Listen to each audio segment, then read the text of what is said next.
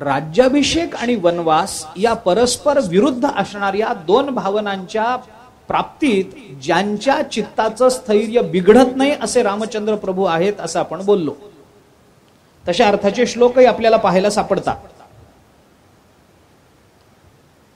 रामचंद्र प्रभूंच्या अंतःकरणाला काही विषाद नाहीये असं आपण बोलून आलो.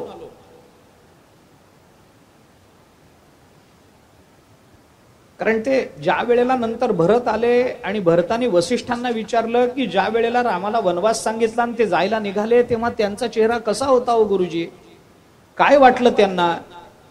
त्यावेळेला वसिष्ठांनी भरताला सांगताना हेच सांगितलं, आहुतस्याभिषेकाय प्रस्थितस्य वनाय च नावेक्षितो मया तस्य स्वल्पो अपि आकार विभ्रमः. अरे त्याच्या चेहऱ्यावरची रेष सुद्धा बदलली नाही, थोडा देखील बदल त्याच्या चेहऱ्यामध्ये झाला नाही, इतका तो शांत होता. मग जर ज्याच्या जीवनामध्ये अशा सुखदुःखात्मक गोष्टी घडूनही चित्तात विकार निर्माण होत नाहीये, हे एकीकडे मानायचं आणि दुसरीकडे मात्र सीतेच्या महालात आल्यानंतर रडायचं, मग याच्यातलं खरं काय. एक तर रामचंद्र प्रभू सीतेला फसवत असतील, नाहीतर रामचंद्र प्रभू इतरांना फसवत असतील. काय मानायचं. हा विरोधाभास दिसतो की नाही. चरित्रामध्ये हा विरोध दिसतो ना, दिसतो. मग संगती काय लावायची त्याची. त्याची संगती पुन्हा तीच आहे. रामचंद्र प्रभूंच्या अंतःकरणामध्ये सीता मातोश्रींबद्दल अपार प्रेम आहे, अपार करुणा आहे. त्या प्रेमाला अंत नाहीये. सीता मातोश्री रामचंद्र प्रभूंना फक्त नुसती प्रेमास्पद नाहीये, परमप्रेमास्पद आहे. तिच्या विना आपल्या जीवनाची कल्पना रामचंद्र प्रभू करू शकत नाहीयेत.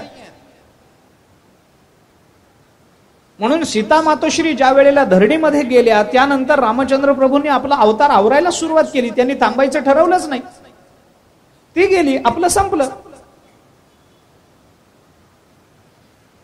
इतकं प्रेम सीता मातोश्रींबद्दल आहे त्यांचं. सीतेजवळ रडतात. दोन कारण. एक कारण मागे बोलून आलोय, त्याचीच पुनरावृत्ती पुन्हा इथे विचारांची. एक कारण हेच आहे की रामचंद्र प्रभू महालात बसलेल्या सीतेला असं सांगतायत, म्हणजे त्यांच्या संबंधानं मनात असा विचार करतायत, मी चाललो अरण्यामध्ये, ही राहणार इथं, काय दुर्दैव आहे. मी अरण्यामध्ये जाणार, तिथं अनेक ऋषीमुनींची सेवा मला करायला मिळणार आणि ही मात्र महालामध्ये बसून विषयाचा उपभोग घेत राहणार. काय जीवन आहे. सत्संगती, अध्यात्म, परमार्थ डोळ्यासमोर दिसत असूनही ज्यांच्या अंतःकरणातली विषय वासना सुटत नाही त्यांच्याबद्दल देव रडण्याशिवाय दुसरं काही करू शकत नाही.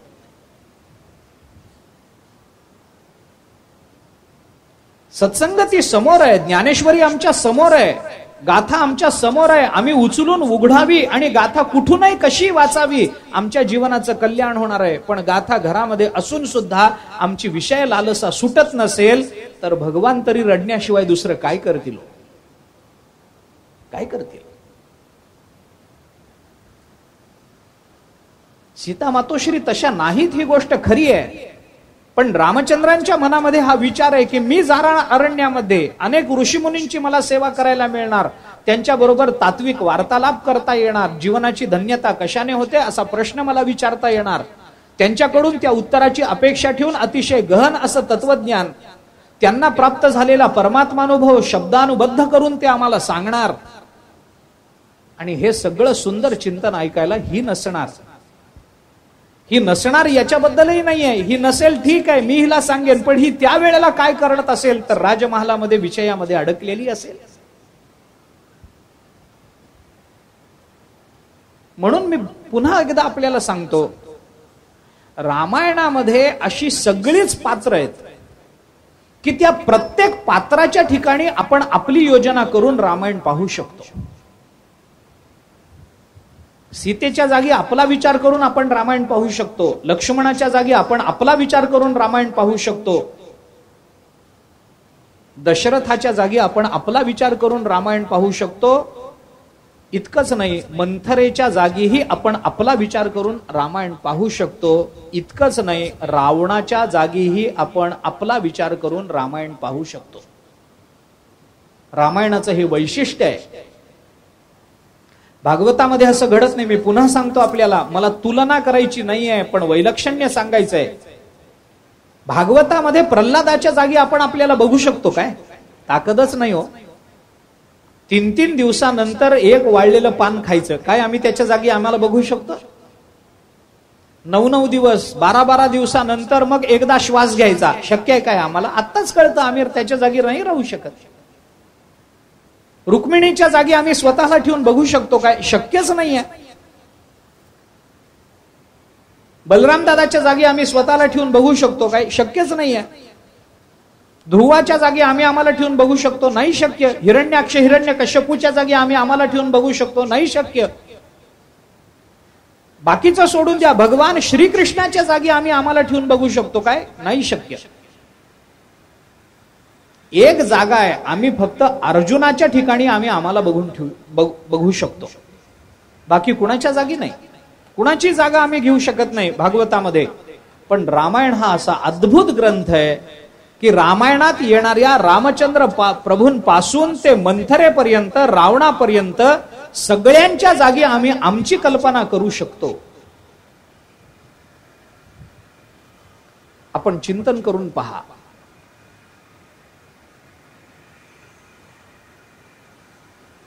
काय गंमत आहे पहा.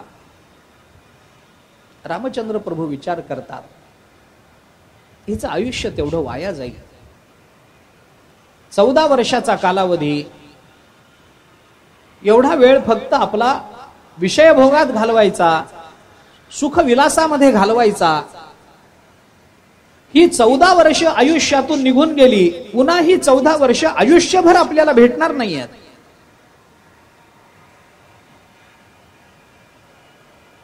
काळ एकदा निघून गेला, तो काळ पुन्हा येत नाही जीवनामध्ये. आत्ताची वेळ गेली गेली. बालपण गेलं गेलं, पुन्हा बालपण येणार नाही आपल्याला. तारुण्य गेलं गेलं. तारुण्यामध्ये जे करायला पाहिजे ते तारुण्यातच, एकदा तारुण्य आपल्याला सोडून गेलं, पुन्हा आपल्या जीवनामध्ये येणार नाही. सीता मातोश्रींबद्दल अंतःकरणामध्ये वेगळा विचार आहे. दुसरा एक विचार त्यांच्या अंतःकरणात आहे की जेणेकरून त्यांना रडावं वाटतं. दुसरा एक व्यावहारिक विचार त्यांच्या अंतःकरणामध्ये असा आहे की सीता आपल्याला काय मानते आणि कसं मानते याची कल्पना रामचंद्र प्रभूंना आहे. सीतेचं आपल्यावर किती प्रेम आहे, किती प्रेम आहे. राम म्हणजे तिचा श्वास आहे. राम म्हणजे तिचा ध्यास आहे. राम म्हणजे तिचा विश्वास आहे. जीवनामध्ये रामाशिवाय ती दुसरं काही मानत नाही, दुसरं काही पाहत नाही. परम अनन्यता तिच्या अंतःकरणात आपल्याबद्दल आहे, हे रामचंद्र प्रभू जाणतात आहेत. त्यांच्या डोळ्यात पाणी एवढ्याच करताय की आपण सीतेला सोडून चाललो आणि आपण वनवासात चाललो, याचं दुःख रामाला नाही आहे. रामाला याचं दुःख आहे की मी 14 वर्ष इथून गेल्यानंतर ही दिवस काढेल कशी, हिचं काय होईल.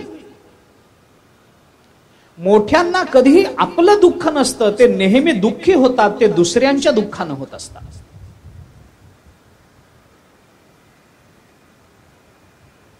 महिधर राजाची कथा आहे ना. महिधर राजा मोठा पुण्यवान. त्याच्या अंत्यसमयी विष्णुदूत त्याला विमानामध्ये घेऊन निघाले. त्यांचं विमान नरकावरून जाताना मोठा कल्लोळ ऐकू आला. थांबा थांबा थांबा. महिधरांनी त्या विष्णुदूतांना विचारलं काय आहे हे. त्यांनी सांगितलं हा नरक आहे. मग हे आपल्याला थांबा थांबा काय म्हणतात, मी तर पुण्यवान आहे, मग मला थांबा कशाला म्हणतात. त्यावेळेला त्यांनी सांगितलं की एवढ्याच करता म्हणतात की हे सगळे दुःखात खितपत पडलेले आहेत, पण तुम्ही या विमानात बसून पुढे जाताना तुमच्या अंगावरून जो वारा त्यांना लागला, त्या वाऱ्यानं त्यांना सुख मिळालं, म्हणून ते म्हणतात तुम्हाला थांबा थांबा. महिधर राजा म्हणाला मग आपण बघू ना, थोडा वेळ भेटू त्यांना.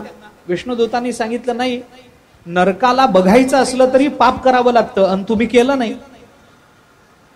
तुम्हाला नरकात जाता येणार नाही. नाही म्हणे मला त्यांचं दुःख दूर करायचंय. त्यांनी सांगितलं नाही करता येणार, तुम्हाला तिथं भेटता येणार नाही त्यांना. महीधरानं सांगितलं माझ्यामुळे जर त्यांना सुख होणार असेल तर त्यांना दुःखात ठेवून स्वर्ग भोगण्यात मला काहीही तात्पर्य वाटत नाही, याच्यापेक्षा मी नरकात पडलो तर मला चालेल. मोठी माणसं नेहमी दुसऱ्याचा विचार करतात. सज्जनस्य हृदयम नवनीतम यद वदंती कवयः तदलीकम अन्य देह विलसत परितापात सज्जनो द्रवती नो नवनीतम. सज्जनांचं हृदय लोण्याप्रमाणे मऊ असतं असं जर कुणी म्हणत असेल तर ते खोटं आहे. तद अलीकम, ते खोटं आहे, ते योग्य बोलणं नाही. सज्जनांचं हृदय लोण्यासारखं नसतं. का नसतं? कारण लोणी आणि संतांचं अंतःकरण याच्यामध्ये महत्वाचं अंतर एवढंच आहे की लोणी फक्त स्वतःला आच लागली तर वितळतं, संत मात्र दुसऱ्याला त्रास झाला तर वितळतात. फरक आहे. हिचं कसं होईल, कसे दिवस काढेल ही माझ्या विना. एकीकडे तिच्याबद्दलचा विश्वासही आहे आणि दुसरीकडे तिला संत संगती घडत नाहीये आणि तिला राजवाड्यात राहावं लागतं आहे याचा त्यांना अंतःकरणात शोकही आहे. हिचं कसं होईल, काय होईल हिचं? मनामध्ये विकल्प आहेत. रामचंद्र प्रभूंजवळ सीता मातोश्री येऊन म्हणते काय झालं? नाही म्हणे निरोप घ्यायला आलो. कसला निरोप? मग रामचंद्र प्रभूंनी सगळं सांगितलं. कैकेयीने 2 वर कसे मागितले, दशरथाने ते कसे दिले आणि देताना मग मला आता वनवासात जावं लागणार आहे. हे ऐकल्याबरोबर सीता मातोश्रीने सांगितलं ठीक आहे मग मी पण येते. रामचंद्र प्रभूंनी तिला पहिल्यांदा सांगितलं नाही. का? कारण कैकेयीने सीता आणि राम या दोघांनी वनवासात जावं असा वर मागितलेला नाही. वरामध्ये फक्त रामाचाच उल्लेख आहे म्हणून एकटा राम जाईल.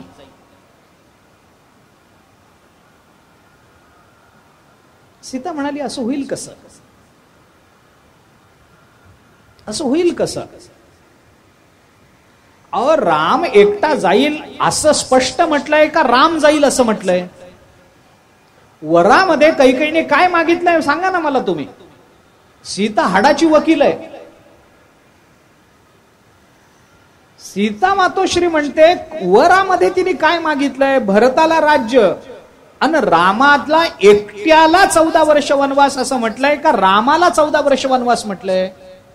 रामाला असं म्हटलंय ना. मग राम आणि सीता या 2 गोष्टी जर वेगळ्या नसतीलच तर राम शब्दामध्ये सीतेचा अंतर्भाव नाही होत का? एवढंच जर म्हणायचं असतं तर वरामध्ये असं म्हणायला पाहिजे. असं म्हटलं तर चाललं असतं का की रामाने एकट्याने वनवासात जावं त्याची बुद्धी नाही गेली तरी चालेल. रामाने एकट्याने वनवासात जावं त्याचे हातपाय नाही गेले तरी चालतील. रामाने एकट्याने वनवासात जावं त्याचं मन नाही गेलं तरी चालेल. रामाने एकट्याने वनवासात जावं त्याचे डोळे कान ज्ञानेंद्रिय नाही गेले तरी चालेल असं म्हणता येतं का? राम गेले म्हणजे रामाचे डोळे गेले, रामाचे पाय गेले, रामाचं मन गेलं, रामाचं अंतःकरण गेलं, बुद्धी बरोबर गेली, ज्ञानेंद्रिय बरोबर गेली, कर्मेंद्रिय बरोबर गेली. हे जसं तुम्हाला रामापासून वेगळं काढता येत नाही तसं तुम्हाला सीतेला सुद्धा रामापासून वेगळं काढता येणार नाही. सीता रामापेक्षा वेगळी नाही आहे. रामाला वनवास आहे म्हणजे रामाबरोबर सीता आलीच. सीतेने पुष्कळ उदाहरणं दिली आहेत. चंद्र कधी चंद्र आणि त्याची ज्योत्स्ना दोन गोष्टी वेगळ्या तुम्हाला करता येतील काय? येणार नाही. फूल आणि त्याचा सुगंध वेगळं करता येईल का? करता येणार नाही तुम्हाला. हे जर तुम्हाला काहीच करता येणार नसेल, भगवान शंकर आहेत तिथं पार्वती राहणार की नाही? ज्ञानोबरायांची ओवी जर समानत्वानं सांगायची झाली तर चंद्र तेथ चंद्रिका राहणारच आहे. शंभू तेथ अंबिका, संत तेथ विवेका असणे कीजे राहीलच की नाही? हे राव तेथ कटक, सौजन्य तेथ सोयरीक, वन्नी तेथ दाहक असणे कीजे. दया तेथे धर्मो, धर्मो तेथ सुखागमो, सुखी पुरुषोत्तमो असे जैसा. हे होणारच आहे. वसंत तेथ वने, वने तेथ सुमने, सुमनी पालिंगणे सारंगाची राहणारच आहे. गुरु तेथ ज्ञान, ज्ञानी आत्मदर्शन, दर्शनी समाधान, अति जैसे. तसं जिथं राम आहे तिथं सीता राहणारच ना. दया कधी धर्माला सोडून नाही, धर्म कधी दयेला सोडून नाही, तसा सीता कधी रामाला सोडून नाही देवा. रामाला वनवास मागितला याचा अर्थ राम शब्दामध्ये सीता गृहीतच आहे. कारण राम आणि सीता सापेक्षत्वानं वेगळे नाही आहेत, ते निरपेक्षत्वानं एक आहे. तुमचा विचार आला म्हणजे माझा विचार आलाच त्याच्यामध्ये, असं चालणार नाही. रामचंद्र प्रभूंनी तिला सगळं सांगितलं, काय काय झालं, काय काय नाही. कौशल्याला मी काय सांगितलं, अमुक काय केलं, तमुक काय केलं, सगळं सांगितलं. सीता म्हणते हे सगळं खरंय, पण मला तुमच्या बरोबर यायचंय. शेवटी रामचंद्र प्रभूंनी तिला पुढच्या एका अध्यायामध्ये, अरण्यामध्ये तू येऊ नकोस, कारण अरण्यामध्ये फार भीतीदायक प्रसंग असतात, श्वापद असतात, वाघ सिंह असतात, साप विंचू असतात. तू आलीस म्हणजे आम्हाला वेगळा विचार करावा लागेल, कायम दक्ष राहावं लागेल, तिथे तू येऊ नकोस, असं सगळं सांगितलं. सगळं सांगितल्यानंतरही सीतेने सांगितलं नाही म्हणे. तुम्ही म्हणता त्या पद्धतीनं जर मी मानलं तर माझं जीवन चालू राहणार नाही. तुम्ही मला वाघ सिंहाची भीती दाखवता, विंचू काट्याची भीती दाखवता. अरे जिथं माझा नवरा माझ्या बरोबर आहे तिथं मला वाघाला घाबरण्याचं काय कारण आहे? माझा पतीवर विश्वास आहे ना, तो माझं कसं रक्षण करेल याची मला पूर्ण कल्पना आहे, खात्री आहे, विश्वास आहे. तुम्ही कोणत्या वाघसिंहाची मला भीती दाखवता?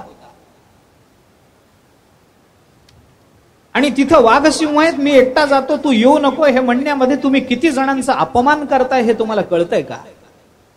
कशाचा अपमान? सीता मातोश्रींनी सांगितलं, अहो तुम्हाला काय वाटतं की माझ्या वडिलांनी भित्र्या माणसाला आपली मुलगी दिली आहे? माझ्या वडिलांचा अपमान करताय तुम्ही. ज्याने एका हाताने शिवधनुष्य पेलून धरलं, त्या शिवधनुष्याला प्रत्यंच्या जोडताना ज्यांनी ते शिवधनुष्य काढकन मोडून टाकलं, त्रैलोक्यामध्ये ज्या शिवधनुष्याच्या मोडण्याचा आवाज घुमला, तो मोडणारा हा कोणी सामान्य आहे असं तुम्हाला वाटतं का? माझ्या वडिलांनी तुम्हाला दिलं म्हणजे काय एखाद्या भित्र्या माणसाला त्यांची मुलगी दिली काय? त्यांना माहिती आहे मी कुणाला माझी मुलगी देतो ते. तुम्ही त्यांच्या विश्वासाचा घात करताय, तुम्ही त्यांचा अपमान करताय. मी ऐकणार नाही. शेवटी रामचंद्र प्रभूने आणखीन एक युक्ती केली. स्त्री स्वभावाला अनुसरून असणारं एक कारण रामचंद्र प्रभूंनी सीतेच्या पुढे केलं. रामचंद्र प्रभू म्हणतात, ठीक आहे सीते, तुला जर माझ्या बरोबर यायचं असेल तर ये, पण एक लक्षात ठेव, जर माझ्या बरोबर यायचं असेल ना तर तुला हे सगळे दागदागिने, हे वस्त्र, हे अलंकार, हे सगळं सोडावं लागेल ना.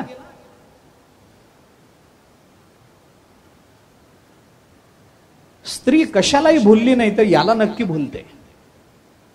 बाकी काही सोडायला तयार आहे, पण दागदागिने सोडायचे, सोनं अलंकार सोडायचं म्हणल्याबरोबर स्त्री म्हणेल नाही मग मी येत नाही, तुमचं तुम्ही जा. अरे एवढे दागिने जमवलेत, कंठातले जमवलेत, हातातले जमवलेत, दंडातले जमवलेत, नाकातले जमवलेत, केसातले जमवलेत, कमरेतले अजून किती असतात मला माहिती नाही, पण साधारण मला आठवतात ते एवढेच आहेत. कारण धर्मशास्त्र असं म्हणतं की कमरेच्या खालच्या भागामध्ये सोन्याचा अलंकार घालू नये. चांदीचा घातला तर चालतो, सोन्याचे पैंजण घालायला शास्त्र परवानगी देत नाही. त्याची कारण काय असतील ती असोत, त्याची चिकित्सा करण्याचं आता काही कारण नाही. एवढे सगळे दागिने मी पराकोटीने जमवलेत, किती ते शोधून आणलेले आहेत, त्याच्याकरता किती पैसा खर्च केलेला आहे. असा दागिना दुसऱ्याजवळ नसावा याची दक्षता घेतलेली आहे. एवढं सगळं मी केलेलं वाया जाईल ना, मग दागिने सोडणार नाही असं कोणती स्त्री म्हणेल? या स्त्री सुलभ स्वभावाला अनुसरून रामचंद्राने हे कारण पुढे केलं की तुला सगळ्या संपत्तीचा, अलंकाराचा त्याग करावा लागेल, विविध रंगीबेरंगी वस्त्राचा त्याग करावा लागेल, चित्रविचित्र माळांचा त्याग करावा लागेल. पण रामचंद्र प्रभूंची कल्पना वाया गेली. सीता मातोश्रींनी सांगितलं असं हे करावं लागेल तुमच्या बरोबर येण्याकरता. ठीक आहे, पटकन आत गेली, पाणी घेऊन आली, हातावर पाणी घेतलं आणि सांगून टाकलं, मी माझ्या सगळ्या दागिन्यांवर, कपड्यांवर, राज्यावर, माझ्या महालावर पाणी सोडते. दिलं सोडून. अगं अगं अगं म्हणेपर्यंत दिलं सोडून पाणी. एवढ्या लवकर कोणती स्त्री पाणी सोडते हो? एवढ्या लवकर कोणती स्त्री आपल्या अलंकाराचा त्याग करते? आलं पाहिजे, यायचं असेल तर असं करावं लागेल, एवढंच रामचंद्रांना म्हणायचं होतं. तिने लगेच सांगितलंय, बघा पाणी सोडलंय, झालं माझं काम, आता ह्याच्यातलं माझं काही नाही, ज्यांना ज्यांना बोलवायचंय त्यांना बोलवा आणि हे दागिने देऊन टाका, माझं काही म्हणणं नाही. कोणत्याही दागिन्यापेक्षा पती हा अलंकार सर्वश्रेष्ठ असतो. सीतेने दाखवून दिलं. काय बोलतील आता? रामचंद्रांजवळ बोलायला शब्द नाहीत. ते म्हणाले ठीक आहे. तिथून रामचंद्र प्रभू निघाले. आता सगळ्यांचाच निरोप घ्यायचा होता. कैकेयीच्या महालामध्ये दशरथ राजे वगैरे सगळे बसलेले होते. रामचंद्र प्रभू अंतिम निरोप घेण्याकरता तिथं आले. आल्यानंतर दशरथाला पुन्हा एकदा ते सगळं आठवलं, पुन्हा रडणं झालं, खूप वाईट वाटत होतं. दशरथाने शेवटी सीतेला सांगितलं, बाई हा माझं ऐकत नाही, तू तरी बोलून बघ. कारण लग्न झाल्यानंतर मुलं बापाचं आईचं ऐकत नाहीत, त्यांच्या ऐकण्याचं एकच स्थान असतं. हे माझं म्हणणं नाही, ज्ञानोबारायांचं म्हणणं आहे. पहिली बाळ दशे आई बा हेच पुसे, मग स्त्री संगे भूल लावासे. लहान असताना कोणी नसतं, आई वडील हे प्रमाण असतात, आई वडिलांचं ऐकतात. लग्न झाल्यानंतर कोण ऐकतं? सगळं तिचं ऐकतात, सगळं तिचं ऐकतात. आमचे गुरुजी म्हणायचे एकदा लग्न लागलं की तो म्हणतो, अगं माझी ऊ, माझं गणगोत तू.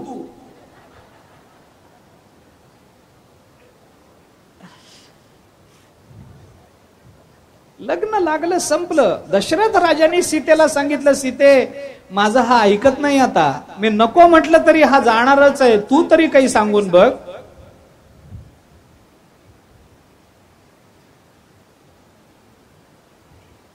रामचंद्रांनी सांगितलं, बाबा ती मला काय सांगणार, तीच माझ्या बरोबर येते. अजून शोक वाढला, अजून शोक वाढला. बाकीच्यांनी मग सीतेला सांगितलं, ठीक आहे आम्ही रामचंद्रांना समजवू नाही, तो ऐकत नाही, निदान तू तरी ऐक, तू तरी आमच्या जवळ राहा. सीतेनं सांगितलं दशरथांना, म्हणे मी राहिले असते, आनंदानं राहिले असते. तुमची सेवा करण्या एवढं मला दुसरं काही प्रिय नाही. गोष्ट खरी आहे, मला आवडेल, खूप आवडेल. पण धर्मशास्त्राच्या नियमानुसार माझ्या पतीच्या चरणाला सोडून मी वेगळी राहू कशी? मी राहू शकत नाही. तुम्ही मला क्षमा करा, पण चिंता करू नका, लवकर आमचे अरण्याचे दिवस संपतील, आम्ही लवकर परत येऊ आणि मग आयुष्यभर प्राण जाईपर्यंत तुमच्या सेवेमध्ये आम्ही तत्पर राहू, तुम्ही चिंता करू नका.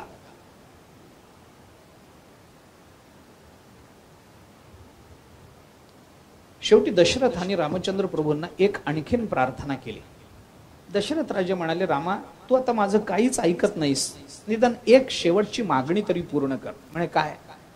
काही नाही, तुला जायचंय ना जा, सीतेला बरोबर घेऊन जाणार आहेस ना जा, आमचं काही म्हणणं नाही. मग आता एक काम कर, निदान जायचं तर आजची रात्र माझ्याजवळ राहा, उद्या सकाळी जा. रामचंद्रांनी अयोध्येमध्ये थांबावं याच्याकरता दशरथाने केलेली ही शेवटची युक्ती आहे. पुढे काही युक्त्या केल्या आहेत, पण त्यांना ते तात्पर्य नाही जे या युक्तीमध्ये आहे. दशरथाच्या मनात विचार असा की आज रात्री जर आपण रामचंद्राला थांबवून घेतलं तर उद्या सकाळी तो जाणार, या चिंतेने आपल्याला रात्री झोप लागणार नाही. आपण विकल झालेलोच आहोत. आणि उद्या सकाळी रामचंद्र जाणार असतील तर कमीत कमी त्यांच्या समक्ष आजच्या रात्रीत तरी माझा प्राण जावा. एवढं तरी माझ्या बाबतीत व्हावं की माझ्या रामासमोर माझा प्राण जावा. एवढं तरी माझ्या बाबतीत व्हावं की निदान रामाने मला बघता बघता माझा प्राण जावा, किंवा माझा प्राण जाता जाता मी रामाला बघत मरावं. एवढं तरी माझ्या नशिबात येऊ नये काय? माझ्या पोटी आलेल्या मुलाचा चेहरा सुद्धा मला अंतिम क्षणी दिसू नये काय? एवढं तरी माझ्या वाट्याला यावं ना. आग्रह केला, आजची रात्र राहा ना, उद्या सकाळी जा. म्हणजे आज रात्री मी मेलो की स्वाभाविक तुला इथं थांबावंच लागेल. माझे अंत्यसंस्कार करावे लागतील, अमुक करावं लागेल, तमुक करावं लागेल. या निमित्तानं तुझं जाणं पुढे ढकललं जाईल ना, मग मी माझा प्राण द्यायला तयार आहे. काय बापाचं हृदय आहे. काय विचार करतात दशरथ. तुझं जाणं लांबणार असेल तर मी माझा प्राण द्यायला तयार आहे. एका दिवसाकरता प्राण देण्याची तयारी आहे. रामचंद्र प्रभूंनी सांगितलं, बाबा तसं झालं असतं तर मलाही खूप बरं वाटलं असतं, पण वर काय आहे, आज संध्याकाळपर्यंत मला अयोध्या सोडणं अपरिहार्य आहे. त्यामुळे मी थांबू शकत नाही. मला निघालं पाहिजे. आज संध्याकाळपर्यंत अयोध्येतून बाहेर पडलं पाहिजे. आणि एका रात्री करता मी थांबावं, अशा क्षुल्लक गोष्टी करता तुम्ही तुमच्या शब्दामध्ये अडकून राहू नका. शब्द बदलू नका. तुम्ही रघुवंशातले आहात, रघुकुलातले आहात. क्षुल्लक गोष्टी करता शब्दासारखी मोठी गोष्ट तुम्ही बदलू इच्छिता, असं करू नका. मोठ्या गोष्टी, क्षुल्लक गोष्टी करता मोठ्याचा त्याग करणं हे कधीही योग्य नसतं. पण मोठं काही प्राप्त होणार असेल तर क्षुल्लक गोष्टीचा त्याग करणं हे केव्हाही शहाणपणाचं आणि सारासार विचाराचं असतं. मारीचानी केलं की नाही, रामादपि मर्तव्यम मर्तव्यम रावणादपि उभयोर यदि मर्तव्यम वरम रामो न रावणः. मारीच बोलला की नाही, रामाकडे गेलो हरणाच्या वेशात तरी मरायचंच आहे, नाही गेलो तर रावण मारणारच आहे. मग रामाकडेही मरायचं, रावणाकडेही मरायचं. मग काय करायचं? त्यातल्या त्यात रामाच्या बाणानं मेलेलं चांगलं, रावणाच्या हातून. विवेक आहे. मोठ्या गोष्टी करता क्षुल्लक गोष्ट सोडून दिली पाहिजे. पहिल्यांदा त्रास होतो, पण त्याचे परिणाम चांगले असतात. सात्विक ज्ञानाचं वर्णन करत असताना गीतेने सात्विक ज्ञान कशाला म्हटलंय? सात्विक, राजस, तामस ज्ञानाचे 3 प्रकार केले. त्याच्यात सात्विक ज्ञान कोणतं? सात्विक ज्ञान म्हणजे काही परब्रह्म स्वरूपाचं ज्ञान. पण सात्विक ज्ञान म्हणजे नेमकं काय? त्याचं वर्णन करताना गीता आपल्याला असं सांगते, सुरुवातीला ते विषाप्रमाणे कठीण असतं, पण अंततोगत्वा अमृतासारखं फल देतं. असं जे ज्ञान आहे त्याला सात्विक ज्ञान म्हणा. सुरुवातीला कठीण जाईलच, पण त्याचा परिणाम चांगला असतो. रामचंद्रांनी सांगितलं, एका रात्री करता शब्द नाही मोडू नका. रात्र तर आज जाईल, गेली काय 12 तासाचा प्रश्न आहे. तुम्ही चिंता करू नका, मी येईन, लवकर येईन. मलाही तुमच्या भेटीचा ध्यास आहे. ही 14 वर्ष लवकर संपतील. रामचंद्र प्रभूंनी निरोप घेतला. वडिलांना सांगितलं येतो. लक्ष्मण आले. लक्ष्मणाला विचारलं रामाने, काय म्हणते आई, जायची परवानगी देते? लक्ष्मणाने मनात म्हटलं, देवा माझी आई तुमच्या पुढची निघाली.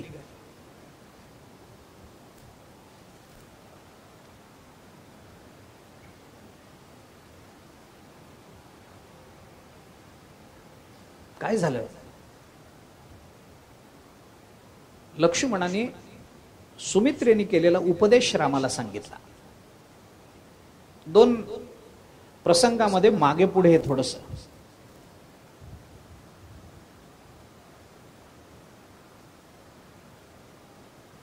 सुमित्रेने आधी उपदेश केला, मग ते सगळे निघाले, असंही एक चिंतन आहे.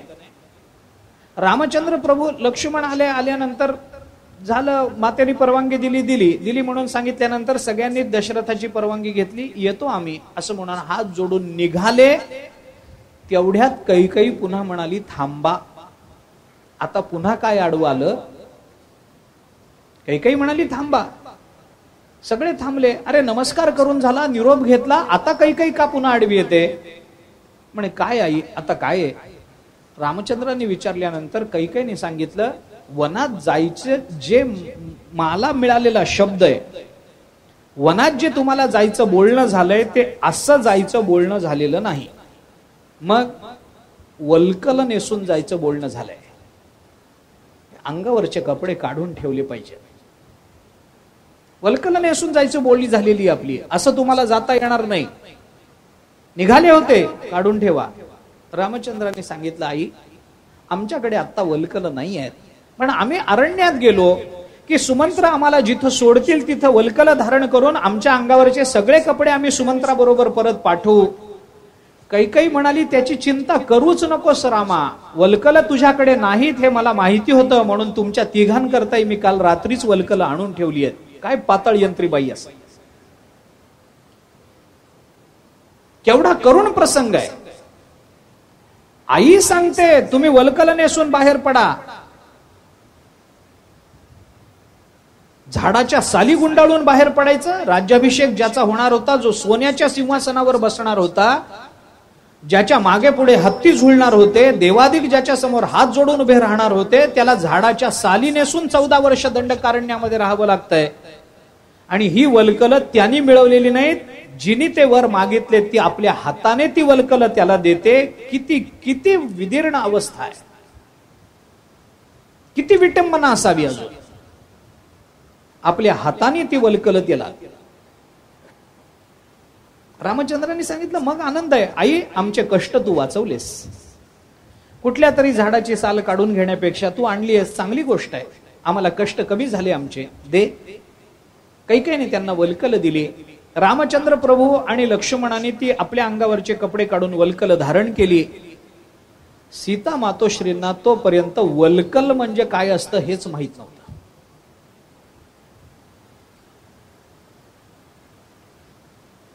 वल्कल म्हणजे काय आजकालच्या बायकांना तरी कुठं माहितीये? वल्कल म्हणजे माहितीये तुम्हाला? इरकल माहितीये? वल्कल माहितीये काय? नाही. तोपर्यंत सीता मातोश्रींना माहिती नाही वल्कल म्हणजे काय असतं ते. ते कसं नेसावं लागतं काहीच माहिती नाही. अरे जी मिथिलेमध्ये वाढली, जनकाच्या घरी वाढली, तिला काय कल्पना असणार आहे या गोष्टीची? तिला काही ते नेसता येईना. रामचंद्र प्रभू म्हणाले, चिंता करू नको, मी नेसवून देतो. काय प्रेम असेल, मी आहे ना, मी नेसवून देतो तुला. रामचंद्र प्रभूने तिला वल्कल कशी परिधान करायची ते शिकवलं. कसं शिकवलं? रामायणात याचा उल्लेख नाही, पण कसं शिकवलं? तिला अंगाला गुंडाळून नाही शिकवलं. रामचंद्र प्रभूंनी आपल्या वल्कलावर वल्कल स्त्रिया कशी नेसतात हे करून दाखवलं आणि मग तिला सांगितलं असं नेसायचं असतं. सीतेला ती वल्कल दिली. सीता वल्कल परिधान करून आली आणि आता ते निघणार. एवढ्यात दोघांनी पुन्हा त्यांना अडवलं. त्यातले एक आहेत सुमंत्र आणि दुसरे आहेत वसिष्ठ. वाल्मिकी रामायण म्हणतं सुमंत्राने अडवलं. सुमंत्र चिडले. कैकेयीला म्हणाले, कैकेयी तुला आता सगळी मर्यादा तिने सोडली होती. सुमंत्र म्हणाले, कैकेयी तुला काही कळतं की नाही? प्रसंग काय आहे, तुझं काय चाललंय? अगं स्वतःच्या हाताने तू त्यांना वल्कल देतेस. आमच्या अयोध्येच्या या राजस्नुषेला, या राजाच्या सुनेला वल्कल धारण करून आम्ही अयोध्येतून जाऊ देणार नाही. तिने अयोध्येतून बाहेर पडावं आणि मग नवऱ्याच्या मर्जीनं काय करायचं ते करावं. पण अयोध्येवर जशी रामाची सत्ता आहे तशी आम्ही या अयोध्येचे नगरजन असल्यामुळे आम्हाला या अयोध्येबद्दल काही विचार आहे, आमची काही सत्ता आहे. वल्कल धारण केलेली राजपत्नी, वल्कल धारण केलेली रामाची बायको या रस्त्यावरून चालत जाईल हे आम्हाला पटणार नाही, आम्ही जाऊ देणार नाही. वसिष्ठही रागावले.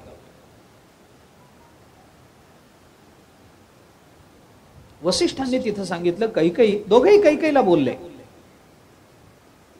तुला काहीच कळत नाही, तुझ्या मर्यादा सोडून तू वागायला लागलीस. आणि एक लक्षात ठेव, तुला जर असं वाटत असेल की आपल्या वराने आपण सगळं जिंकून घेतलंय, तर मी तुला दुसरं असं सांगतो, तुझा मागितलेला वर रामाला वनवासाचा आहे ना, राम माझा विद्यार्थी आहे, माझा शिष्य आहे, मी त्याला एकट्याला रानात पाठवीन आणि सीतेला राज्याभिषेक करवीन. कोण नाकारेल? दशरथ नाकारेल काय? स्त्रीनं राज्यावर बसू नये असा नियम आहे काय? राम आणि सीता यांच्यामध्ये आम्ही कधी भेद केला नाही, जगाने केला नाही. जिथं राम आहे तिथं सीता आहे, हे जर सगळं खरं आहे, राम सीता जर एक आहेत, तर रामाला वनवासात पाठवून देईन आणि सीतेला राज्याभिषेक करवीन. किती उत्तम उपाय होता, किती सुंदर उपाय होता. सीतेला अभिषेक केला असता कुणालाच वाईट वाटलं नसतं. दशरथाला वाईट वाटलं नसतं, कौशल्याला वाईट वाटलं नसतं, रामाला वाईट वाटलं नसतं, लक्ष्मणाला वाईट वाटलं नसतं, सुमंत्राला वाईट वाटलं नसतं, भरताला वाईट वाटलं नसतं. कैकेयीच्या वरातून सुटका झाली असती.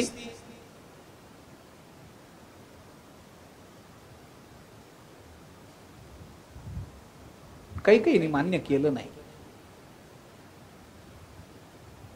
वसिष्ठांसमोर सुद्धा उद्धटपणानं कैकेयी एवढंच म्हणाली की महाराज, रामाला वनवास मी मागितला, तुम्ही सीतेला राज्याभिषेक करायचं म्हणताय.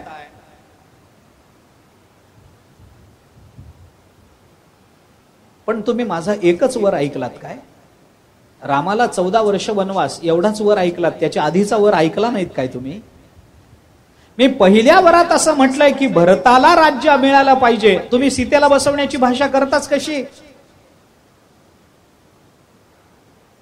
वसिष्ठांनी कैकेयीचा धिक्कार केला. त्यांची भूमिका एवढीच होती की रघुकुलातल्या या सुनेला वल्कल धारण करून राज्यामधून आम्ही जाऊ देणार नाही.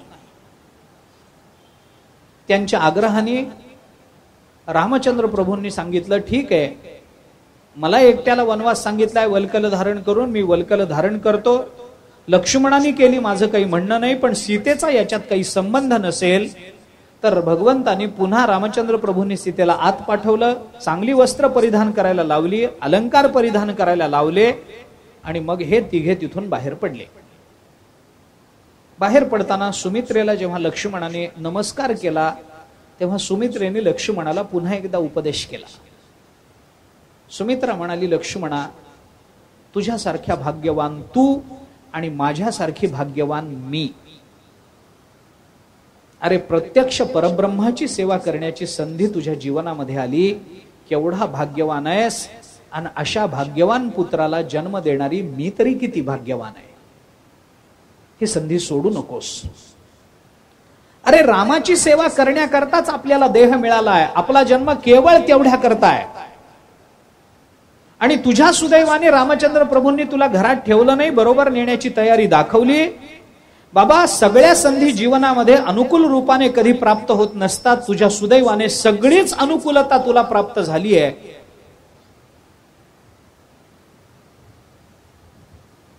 विचार कर, संधीचा लाभ घे, संधी सोडू नकोस. रात्रंदिवस या दोघांची सेवा कर. एक लक्षात घे लक्ष्मणा, आता हेच तुझे वडील आहेत आणि तुझी वहिनी हीच तुझी आई आहे. तुला आई वडील आहेत हे विसरून जा.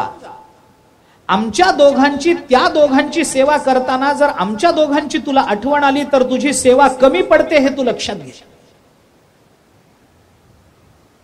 रामचंद्र प्रभू आणि सीता मातोश्रींची सेवा करताना लक्ष्मणा, तुला जर सुमित्रेची आठवण झाली, तुला जर दशरथाची आठवण झाली, तर तुझी सेवा अपूर्ण आहे, तुझी सेवा शुद्ध नाही असा त्याचा अर्थ आहे.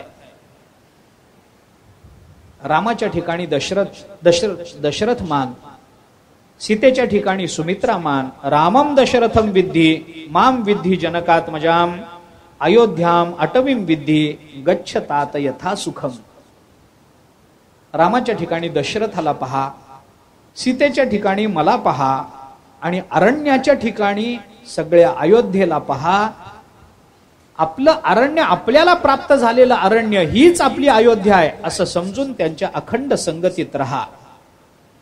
रामचंद्र प्रभू जिथं मुक्काम करतील तीच तुझ्या करता अयोध्या आहे. तुका म्हणे त्यांचा जीव तोच देव, वैकुंठ तो ठाव वसती ते. तुकाराम महाराज बोलतात. ज्ञानोबरांची भाषा सांगायची झाली याच्यात समांतर तर आपल्याला 9व्या अध्यायात जावं लागेल. काही एकाधेनी वैकुंठा जावे, तीही वैकुंठची केले आघवे, ऐसे नामघोष गौरवे धवळले विश्व. ज्ञानोबराय किती बारीक चिंतन करतात. तुका म्हणे त्यांचा जीव तोच देव, वैकुंठ तो ठाव वसती ते. ते वसती तो वैकुंठ ठाव, ते जिथं राहतील तीच आपली अयोध्या. संत चरण जिथं पडतील ते तोच आपला स्वर्ग. संत चरण जिथं आहेत तीच आपली भूमी. बस दुसरं काही नाही. सुमित्रेने सगळा उपदेश केला. स्वतःला भाग्यवान समजलं, लक्ष्मणाला भाग्यवान समजलं. आणि रामचंद्रांनी पुन्हा एकदा सगळ्यांसमोर हात जोडले. येतो आम्ही असं म्हणून रामचंद्र प्रभू फिरले. आणि आता हे जाणार या विचारानं दशरथाला पुन्हा एकदा घेरी आली. धाडकन दशरथ भूमीवर पडले. दशरथ राजे बेशुद्ध झाल्याबरोबर पुन्हा धावाधाव झाली. पण रामचंद्र प्रभू म्हणाले हे एक बरं झालं, यांच्या बेशुद्ध अवस्थेतच आपल्याला जाता येईल. हे सावध झाले की पुन्हा जाऊ देणार नाहीत, वेगवेगळं काहीतरी सांगत राहतील, वेगवेगळं काहीतरी सांगत राहतील. कारण दशरथाने मागेही म्हणलं होतं तुला जायचंय ना जा, पण माझं चतुरंग सैन्य बरोबर घेऊन जा. काही म्हणाली तसं बोलणं झालं नाही. सैन्य घेऊन जायचं बोलणं झालं नाही. कारण कैकेयीच्या मनात भीती होती सैन्य घेऊन जाईल आणि पुन्हा ते सगळं सैन्य घेऊन भरतावर आक्रमण करेल हा, म्हणून नको सैन्य. वेगवेगळे विकल्प काढतील. दशरथ राजे बेशुद्ध असताना रामचंद्र प्रभू निघाले. आईंना नमस्कार केला, वडिलांना नमस्कार केला, वल्कल धारण करून भगवान रामचंद्र प्रभू, लक्ष्मण आणि सीता मातोश्री हे तिघेही रथावर चढले. त्या रथावर चढल्यानंतर त्यांनी बघितलं त्यांना निरोप देण्याकरता सगळी अयोध्या नगरी रस्त्यावर दुतर्फा जमा झाली होती.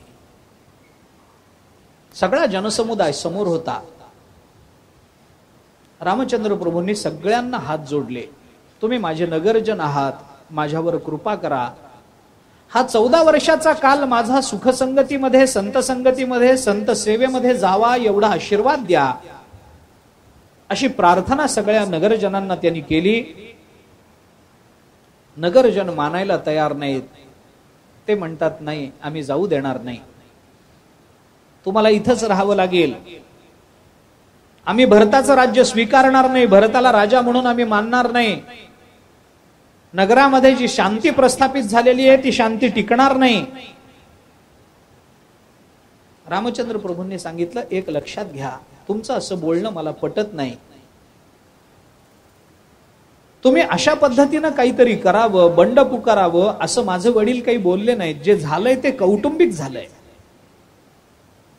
तुम्हाला राजा मिळण्याशी कर्तव्य आहे. मी आहे का भरत आहे याच्याशी तुमचा काही संबंध नाहीये. राजा मिळाल्याशी कारण आहे, तो राजा प्रामाणिक असल्याशी कारण आहे, तो राजा धार्मिक नैतिक वागणारा असल्याशी तुम्हाला कारण आहे. तुम्ही मला विरोध करू नका, मला अडवू नका. आणि जर खरंच तुमचं माझ्यावर इतकं प्रेम आहे तर मी करतो ते योग्यच करतो हा विश्वास तुम्ही का नाही दाखवत आहात? माझी शपथ आहे तुम्हाला, कोणी मला अडवायचं नाही. रामाचीच शपथ म्हटल्यानंतर कोण काय बोलणार? माझं कर्तव्य मला पार पाडू द्या. रामचंद्र प्रभू पुढे निघाले, सगळे मागे निघाले. त्या दिवशी पूर्ण अयोध्या उपाशी आहे. कुणाच्या तोंडामध्ये पाण्याचा थेंब नाही आहे. वाल्मिकी रामायणाने वर्णन केलंय अयोध्या उपाशी आहे, याच्यात नवल नाही. त्या दिवशी अयोध्येतल्या गायी, घोडे, हत्ती यांनी सुद्धा पाण्याला तोंड लावलेलं नाहीये. सगळे उपाशी आहेत. सगळे रडतायत. रामचंद्र प्रभूंना जाऊ नये अशी, रामचंद्र प्रभूंनी जाऊ नये असं सगळ्यांनाच वाटतंय. वाल्मिकी रामायणात तर उल्लेख असा आहे की रामचंद्र प्रभू ज्या दिवशी अयोध्या सोडून निघाले त्या दिवशी ज्यांच्या घरी पुत्र जन्माला आला त्यांच्या घरी सुद्धा आनंद नव्हता. कुणालाच आनंद नाही. आम्हाला मुलगा झाला पण आमचा मुलगा चालला ना, हा लौकिक मुलगा आम्हाला झाला, कोणी आनंद मानायला तयार नाही. सगळे दुःखामध्ये बुडालेले आहेत. घराघरातून लोक रामचंद्र प्रभूंना नमस्कार करतायत. रामचंद्र प्रभू बाहेर पडले, रथ पुढे निघाला. दशरथ राजे बेशुद्ध होते, ते थोड्या वेळाने सावध झाले. सावध झाल्याबरोबर राम गेला काय, राम गेला काय अशी पृच्छा त्यांनी केली. राम राम राम राम याच्याशिवाय दुसरा शब्द मुखामध्ये नाही. एक हात कौसल्याच्या खांद्यावर, एक हात सुमित्रेच्या खांद्यावर ठेवून दशरथ राजे कैकेयीच्या मालातून बाहेर पडतात. दारात येतात. रामचंद्र प्रभूंचा रथ निघालाय आणि शेवटी आपण अजूनही राजे आहोत याचं भान कुठंतरी जाग होऊन दशरथ राजे सुमंत्राला आज्ञा करतात, सुमंत्रा तू थांब. हा थांबत नाही ना, मग तुझ्या रथामध्ये हा बसला ना, तू थांब. सुमंत्राला काय करावं कळेना. राजाज्ञा पाळावी का पाळू नये. कर्तव्याच्या मध्ये एक अशी संधी असते की जिथं माणसाचं मन विषण्णही होतं आणि संदिग्धता मनात प्रवेशही करते. काय करावं सुमंत्राला कळेना. सुमंत्र थांबण्याचा प्रयत्न करतात. रामचंद्र प्रभू म्हणतात सुमंत्रा थांबू नको, थांबलं की ते मला अडवून ठेवतील, तू चल. आणि दशरथ राजे म्हणतात सुमंत्रा थांब, जाऊ नकोस पुढे, थांब, माझी आज्ञा आहे तुला. आज्ञा आहे म्हटल्याबरोबर सुमंत्र थांबले. रामचंद्र प्रभूंनी विचारलं का बाबा, कशा करता थांबलात. त्यांनी सांगितलं मला आज्ञा उल्लंघन करता येत नाही. ते अजूनही राजे आहेत, मी त्यांचा सेवक आहे. तुम्ही राजपुत्र आहात, राजपुत्रापेक्षा राजाची आज्ञा मला महत्वाची आहे, मला थांबावं लागेल. सुमंत्र थांबले. रामचंद्र प्रभूंनी शेवटी सुमंत्राला असं सांगितलं, सुमंत्रा एक काम कर म्हणे, माझे बाबा जरी थांबायला सांगत असले तरी तू सुमंत्र आहेस ना, प्रधान आहेस ना, अमात्य आहेस ना, ते जरी थांबायला सांगत असले तरी आपल्या थांबण्याचा त्यांच्यावर काय परिणाम होईल याचा कधी तू विचार केलायस काय. आपण थांबलो की ते परत येतील, पुन्हा ते सगळं रडणं होईल, पुन्हा त्यांना त्रास होईल. अरे छातीवर दगड ठेव, काही हरकत नाही, चल तू निघ. सुमंत्राला तेही पटलं की खरंच याच्याने दशरथाला त्रास होणार असेल तर माझ्या राजाला कशाने त्रास होतो ते मी करावं काय. भले राजा म्हणत असेल. उद्या एखाद्या वेळेला अपराधाची भावना दशरथांच्या अंतःकरणात जागी झाली आणि दशरथांनी सुमंत्राला सांगितलं सुमंत्रा मी असे वर देऊन मूर्खपणा केलाय, घे तलवार आणि माझं मुंडकं उडव. तर मी उडवायचं काय त्यांचं मुंडकं. त्यांची आज्ञा झाली तर मी हे करायचं काय, नाही करायचं ना. मग राम म्हणतात ते बरोबर आहे. आणि मग सुमंत्राने रामचंद्र प्रभूंना विचारलं की कसं करू मी, मला कळत नाहीये. ते थांबायला सांगतात, तुम्ही चालायला सांगतात, तुम्ही देता ते कारणही मला पटतं आणि त्यांची आज्ञाही मला मोडवत नाहीये, काय करू.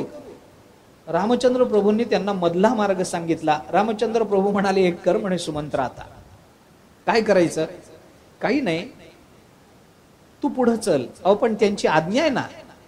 नाही आज्ञा आहे पण तरी तू चल. आणि नंतर त्यांनी मला शिक्षा केली तर.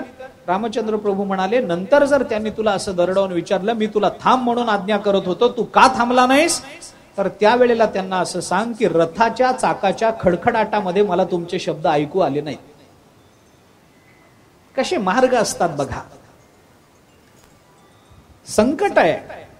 बऱ्याच वेळेला आपल्या अंतःकरणातले विकल्प दूर करण्याकरता जशा धार्मिक विचारांची किंवा आध्यात्मिक विचारांची आपल्याला मदत घ्यावी लागते, तसं बऱ्याच वेळेला आपल्या जीवनातलं सुख मिळवायचं असेल तर आपल्याला प्रापंचिक विचाराचीही मदत घ्यावी लागते. काही नाही, रथाच्या चाकाच्या खडखडाटामध्ये मला काही ऐकू आलं नाही, असं तू त्यांना नंतर सांग. राजा ओरडतच राहिला, थांब थांब सुमंत्रा, थांब रामा, थांब. हे थांबले नाहीत.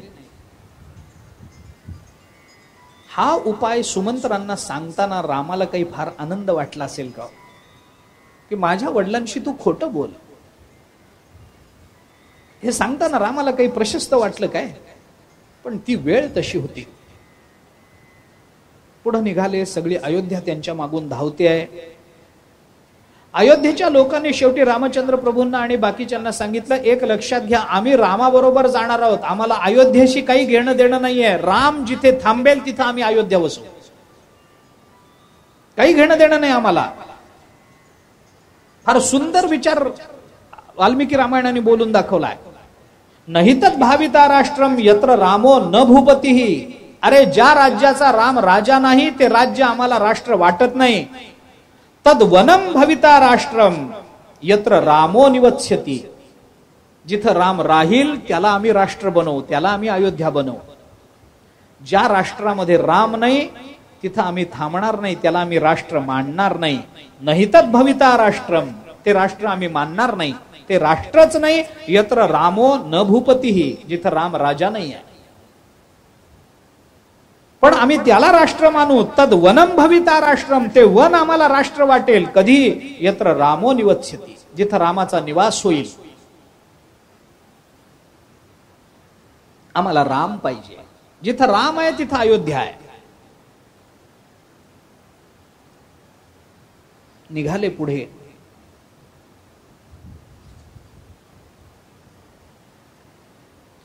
पुढे गेले, अयोध्येच्या वेशीपर्यंत रामचंद्र प्रभूंनी सगळ्यांना येऊ दिलं.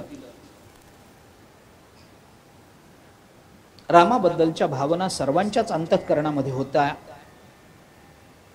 रामचंद्र प्रभूंनी सगळ्यांना हात जोडून सांगितलं, आता तुम्ही इथून निघा.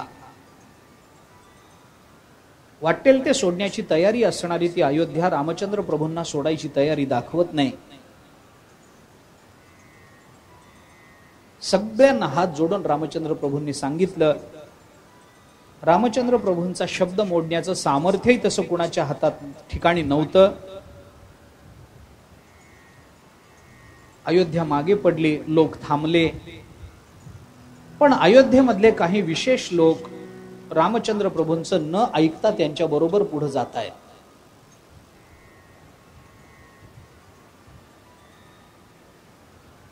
रामचंद्र प्रभू अयोध्येतून बाहेर पडले, वेस मागे पडली. दशरथ राजाने कैकेयीचा धिक्कार केला, तिला सांगून टाकलं, याच्या पुढे तुझा माझा काही संबंध नाही. सोडून दिलं, तिचा विचार मनात आणणं सोडून दिलं. रामचंद्र प्रभू पुढे निघाले. तमसा नदीच्या तीरावर येऊन पोचले. दिवसभर रथ चालू होता. तमसा नदीचा तीर आल्यावर रामचंद्र प्रभूंनी सांगितलं, इथं आता आपण सगळे थांबू. सगळे थांबले. रथ सोडला, सगळे तिथं वास्तव्याला थांबले. रामचंद्र प्रभूंनी आहार घेणार का असं विचारल्यानंतर, सुमंत्रांनी विचारल्यानंतर रामचंद्र प्रभूंनी सांगितलं, नाही, मी आज काही खाणार नाही, कारण आज माझ्यामुळं माझ्या सगळ्या अयोध्येला उपवास घडला. नगराला उपाशी ठेवून मी काही खावं या मताचा मी राजा नाही आहे. दोष माझा आहे, मी आज काही घेणार नाही. थोडंसं पाणी पिन आणि मग माझी रात्र मी काढेन. रामचंद्रांनीच काही घेतलं नाही म्हटल्यानंतर कुणी काही घेतलं नाही. रामचंद्र प्रभूंनी संध्याकाळी पुन्हा स्नान केलं तमसा नदीमध्ये. संध्या केल्याचं वर्णन रामायण बोलून दाखवतं. बघा कसे प्रसंग आहे. रामचंद्र प्रभूंची संध्या कधी चुकली नाही. संध्या हे सगळ्या धर्म कार्याचं मूळ आहे, हे लक्षात ठेवा. संध्या न करणाऱ्याला कोणतंही धार्मिक कार्य करता येत नाही असं धर्मशास्त्र बोलतं. जो नित्यकर्मामध्ये रत नाही त्याला नैमित्तिक कर्म करण्याचा अधिकार नाही, त्याला काम्य कर्म करण्याचा अधिकार नाही, त्याला प्रायश्चित्त कर्म करण्याचाही अधिकार नाही. संध्या हे नित्य कर्म आहे. वाडवडिलांचं श्राद्ध हे नैमित्तिक कर्म आहे. पुत्रासाठी काही यज्ञयाग करणं हे काम्य कर्म आहे. आणि आपण केलेल्या पापाच्या निवृत्ती करता काही करणं याला प्रायश्चित्त कर्म म्हणतात. जो संध्याच करत नाही त्याला वडिलांचं श्राद्ध करण्याचाही अधिकार शास्त्र देत नाही.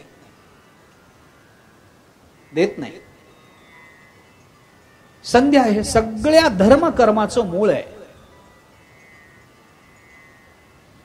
वडिलांचं श्राद्ध केलं पाहिजे, तर्पण केलं पाहिजे, पिंडदान केलं पाहिजे, त्याच्यामुळे पितरांना तृप्ती मिळते, सगळं खरं आहे.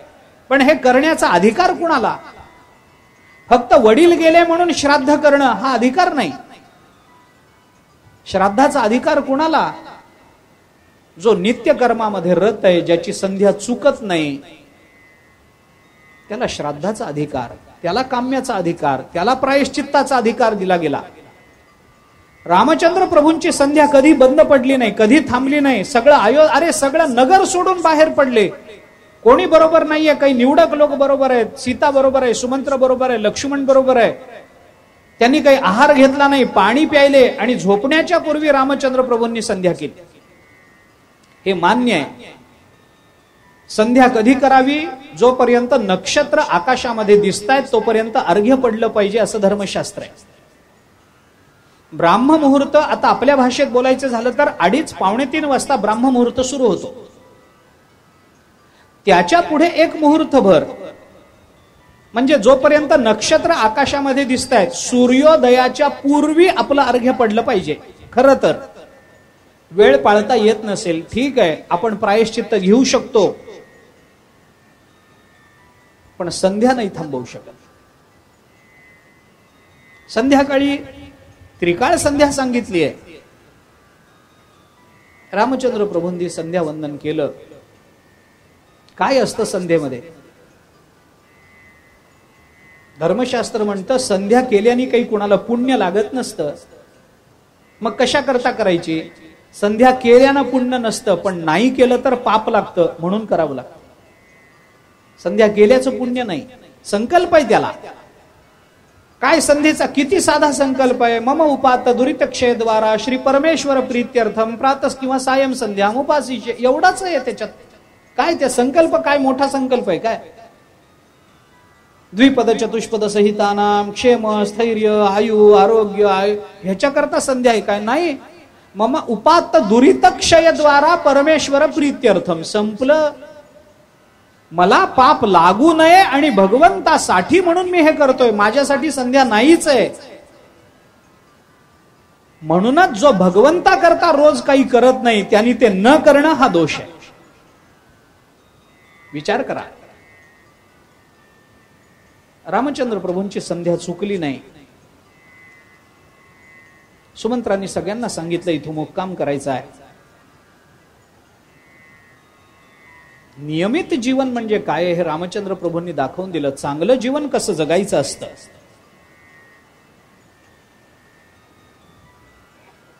संध्या हे जर धर्मकर्म असेल किंवा धर्मकर्माचं मूळ असेल तर आपण संध्या केली तर धर्म आपल्या बरोबर चालत येतो. त्याचं मूळच आपल्या हातात आहे. काही आहार घेतला नाही,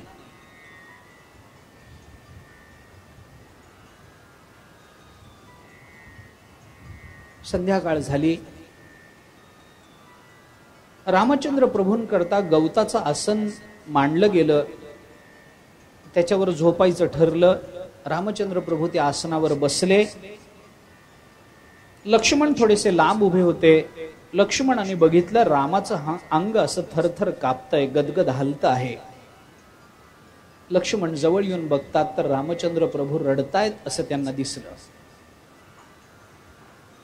त्यांना वाटलं अयोध्या सोडून आलो, राज्याभिषेक होणार होता, तो झाला नाही, याच्याकरता म्हणून रडत असतील. जवळ जाऊन लक्ष्मणाने विचारलं, दादा काय झालं, रडण्यासारखं काय?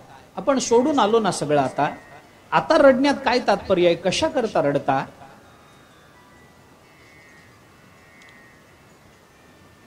रामचंद्र प्रभू लक्ष्मणाला म्हणतात, लक्ष्मणा मला अयोध्या सोडल्याचं दुःख नाही आहे,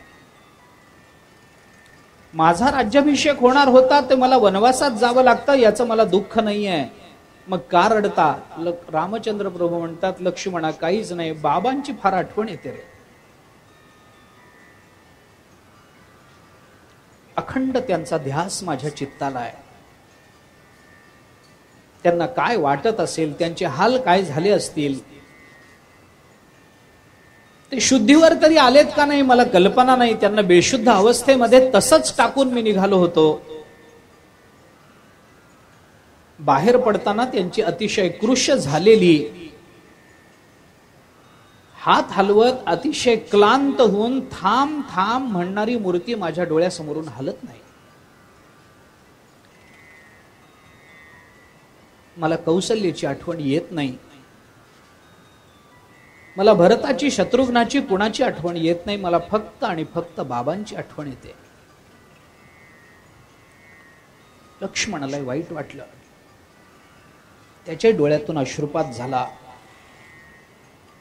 भगवान म्हणाले, लक्ष्मणा माझ्या मागे जर तू अयोध्येत थांबला असतास तर मला इतकं वाईट वाटलं नसतं.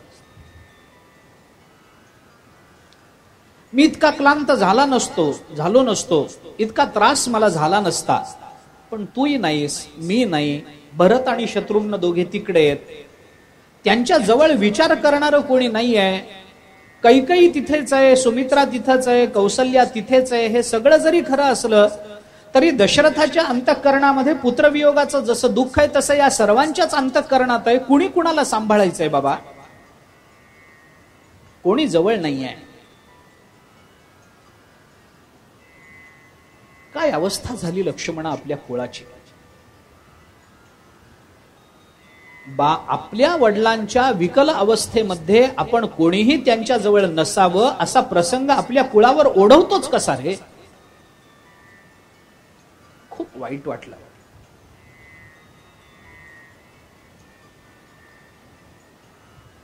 सुमंत्र जवळ आले, सीता मातोश्री जवळ आल्या, त्यांच्या जवळ बसले,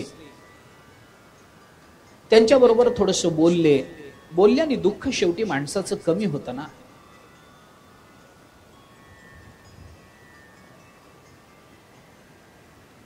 रामचंद्र प्रभू थोडे सावरले.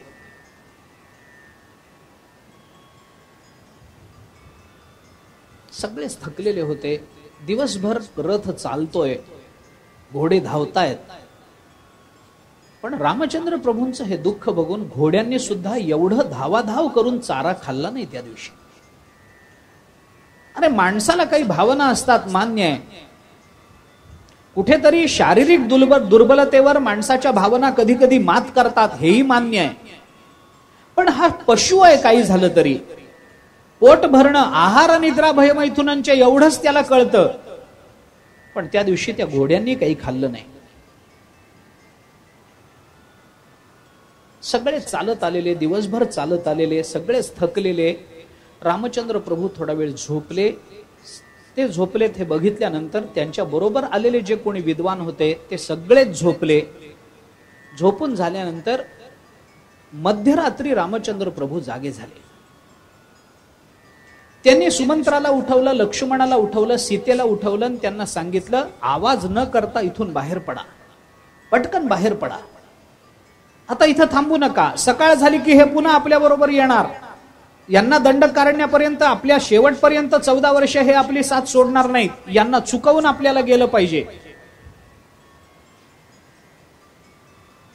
म्हणून त्यांनी सांगितलं, असं आपण आता मध्यरात्री सगळे झोपलेले असताना आपण इथून उठलं पाहिजे.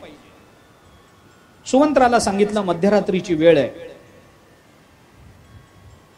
याच वेळेला आपण इथून निघू शकू. पुन्हा सकाळ झाली की आपल्याला निघणं होणार नाही. वनात जाणं हे माझं एकट्याचं कर्तव्य आहे. माझ्या बरोबरीनं लक्ष्मण आणि सीता आली आहेत हे ठीक आहे, पण या सगळ्यांना माझ्या बरोबर अरण्य सेवन करण्याचं काही कारण नाही आहे. त्यामुळे ही वेळ योग्य आहे. त्यांना त्रास देण्यात अर्थ नाही, आपण निघावं. सुमंत्रांना सांगितलं, माझं एक काम करा. हा जो रथ आहे ना, हा रथ पहिल्यांदा आपण रथातून पुढे जाऊ, तमसा नदीच्या पहिल्या तीराला उतरू. पण एक काम करा, हा जो रथ आहे ना, हा रथ पहिल्यांदा तुम्ही इकडं तिकडं अशा चार दिशांना असा फिरवून आणा नुसताच. आधी इकडं जा, मग तिकडं जा, मग दक्षिणेला जा, मग उत्तरेला जा, मग पूर्वेला जा, मग पश्चिमेला जा, असं चारही दिशांना हा रथ सगळीकडे फिरवून आणा. लांब लांब पर्यंत फिरवून आणा आणि मग तुम्ही आलात की आपण उतरून निघू. कशा करता? रामचंद्र प्रभूंना माहिती होतं आपण इथून निघून गेलो की उद्या हे आपला रथ ज्या मार्गाने गेला त्या रथाच्या चाकांचे ठसे जमिनीत पडलेले असतील आणि त्याचा मागोवा घेत हे आपल्याला शोधून काढतील. याच्याकरता मागे आलेल्या लोकांची दिशाभूल करण्याकरता म्हणून रामचंद्रांनी सांगितलं हा रथ सगळ्या बाजूनी फिरवून आणा. आणला, रथात बसले, तमसा नदी ओलांडून पलीकडे गेले, पुढे निघून गेले. दुसऱ्या दिवशी सकाळी बाकीचे प्रजाजन उठले, कुठेत रामचंद्र प्रभू? कोणी जवळ दिसेना, सीता मातोश्री नाही, रथ नाही, घोडे नाही, लक्ष्मण नाही. कळलं आपल्याला फसवून हे निघून गेले. खूप आक्रोश केला, इकडं तिकडं धावायला लागले, सगळीकडेच रथांच्या चाकाचे ठसे दिसायला लागले. त्या प्रजाजनांनी एक काम केलं, आपल्यातले काही गट केले आणि 4 दिशेला 4 जणांना पाठवून दिलं, तुम्ही इकडे जाऊन शोध घ्या, तिकडे जाऊन शोध घ्या, पण कुणालाच नक्की कुठे काही सापडेना. नाईलाज झाला, तिथून परत आले. आपण रामाला सांभाळू शकलो नाही, रामाबरोबर जाऊ शकलो नाही, सगळ्यांनाच वाईट वाटायला लागलं. तिथून परत आले. तिथून परत आल्यानंतर त्यांनी ठरवलं की रामचंद्र प्रभूंबरोबर आपण जरी जाऊ शकलो नाही तरी रामासारखं आपण राहायचं. सगळ्यांनी ठरवलं याच्या पुढे गादी घ्यायची नाही, झोपायला पक्वान्नाचं जेवण करायचं नाही, फल मूळ एवढं खातच आपण राहायचं, गोड सेवन करायचं नाही, मिष्टान्न खायचं नाही, पायामध्ये वाहना घालायच्या नाहीत, कोणत्याही सुखाच्या साधनांची अपेक्षा करायची नाही, आलेल्या संकटाला आपल्या स्वार्थाकरता म्हणून दूर करायचं नाही. सगळे नियम त्यांनी ठरवून घेतले. 14 वर्ष आपण वाट बघू. अयोध्येच्या दिशेनं ते सगळे परत आले. रामचंद्र प्रभू पुढे निघाले. शीतवाह नदीमध्ये लागली, ती ओलांडून ते पुढे गेले. त्या नदीच्या पुढे गोमती लागली, गोमती ओलांडून ते पुढे गेले आणि पुढे जाऊन गंगेपर्यंत रामचंद्र प्रभू येऊन थांबले. गंगेच्या ठिकाणी त्यांनी मुक्काम करायचं ठरवलं.